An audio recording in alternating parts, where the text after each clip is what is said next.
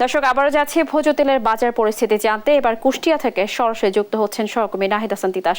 তিতাস, আপনি নিশ্চয়ই আমাকে শুনতে পাচ্ছেন। তিতাস, আমরা ইতিমধ্যেই জেনেছি যে আজকেই ভোজ্য তেলের নতুন মূল্য কার্যকর করার কথা রয়েছে। ভোজ্য তেলের দাম কার্যকর হয়েছে কিনা, কিংবা এই নতুন মূল্য নির্ধারণে কি বলছেন ক্রেতা বিক্রেতারা, বিস্তারিত জানাবেন। ধন্যবাদ স্নেহা। আসলে আপনি যেমনটি বলছিলেন যে ভোজ্য তেলের দাম বৃদ্ধির বিষয়টি, আসলে ভোজ্য তেলের এই দ্রব্যমূল্যের ঊর্ধ্বগতির বাজারে কিন্তু আরেক দফায় ভোজ্য তেলের দাম বৃদ্ধিতে বেকায়দায় পড়েছে যারা সাধারণ ভোক্তা রয়েছে তারা এক প্রকার ক্ষোভ প্রকাশ করছে। আসলে সরকার গতকাল যে দাম নির্ধারণ করেছে, সোয়াবিন তেল বোতলজাত 163 টাকার পরিবর্তে 4 টাকা বৃদ্ধি করে 167 টাকা, এবং খোলা তেলের দাম 2 টাকা কমিয়ে 149 থেকে 147 টাকা করা হয়েছে। আমি রয়েছি কুষ্টিয়ার সবচেয়ে বড় পৌর বাজার, এই বাজারে।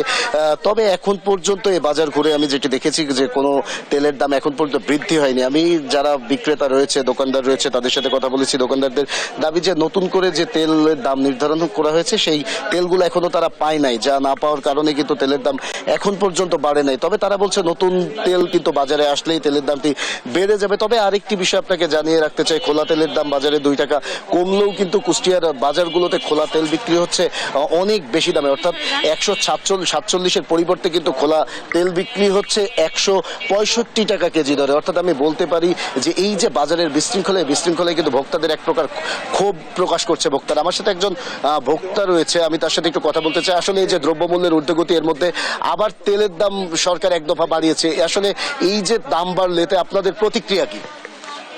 ধরুন, জিনিসপাতির দাম যেভাবে বাড়ছে, তারপরে আবার যদি তেলের দাম বাড়ে, এটা তো গরিব মানুষ, সাধারণ গরিব মানুষ তো না খেয়ে মারা যাবে। যেরকম চাউলের দাম, ডাউলের দাম, সব জিনিসের দামে বাড়তি। তারপর আবার যদি তেলের দাম যদি ফেরও আর যদি বাড়তি করে, তাহলে গরিব মানুষ তো না খেয়ে মরবে। সাধারণ গরিব মানুষ যারা ছোটখাটো চাকরি করে, যারা এই রিক্সা ভ্যান চলায়, তারা তো না খেয়ে মরবে। তো যেমনটি শুনছিলেন স্নেহা, আসলে এই যে তেলের দাম বৃদ্ধির ফলে কিন্তু সাধারণ যারা ভোক্তারা রয়েছে তারা কিন্তু এক প্রকার ক্ষোভ প্রকাশ করছে। তারা বলছে যে সব জিনিসের দাম বাড়ছে, তার মধ্যে এই যে আরেক দফা তেলের দাম বেড়েছে, তাদের কিন্তু আরেক বিপাকে পড়তে চলেছে। তারা এই কথাই বলছে। আমার সাথে একজন বিক্রেতা রয়েছে, আমি একটু তার সাথে কথা বলতে চাই। আসলে তেলের দাম সরকার বাড়িয়েছে গতকাল থেকে, আজ থেকে কার্যকর হওয়ার কথা। আসলে আপনারা কি দামে তেল বিক্রি করছেন এবং এটা বাজারে প্রভাব পড়েছে কি? আমরা এখনো থেকে নতুন রেটে মাল এখনো পাই নাই। আমরা এখন পর্যন্ত থেকে তেল পুরাতন রেটের তেল বিক্রি করছি। নতুন রেটের তেল পাওয়ার এখনো প্রায় সপ্তাহখানেক মতো টাইম লাগবে। কোম্পানি এখন পর্যন্ত আসি নাই। আমরা 1 লিটার তেল এখন পর্যন্ত 163 বিক্রি করছি, 5 লিটার 800 টাকা বিক্রি করছি। সেক্ষেত্রে আমরা 2 লিটার 325 টাকা বিক্রি করছি। নতুন রেটে আমরা কোম্পানিতে শুনছি তেলের লিটারে 4 টাকা বাড়ছে। আমরা এই মাল এখন পর্যন্ত পাই নাই। আমরা এখন পর্যন্ত আগের মাল দিচ্ছি।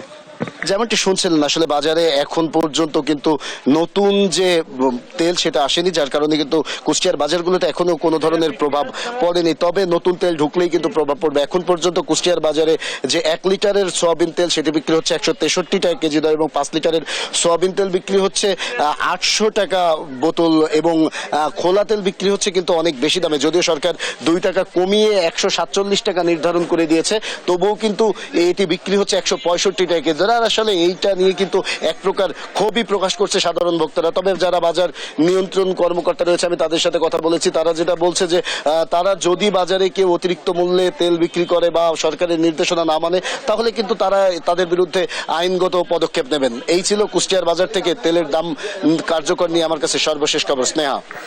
তিতাস, আপনাকে ধন্যবাদ। দর্শক, আমরা শুনছিলাম কুষ্টিয়া থেকে ভোজ্য তেলের নতুন মূল্যের বাজার পরিস্থিতি।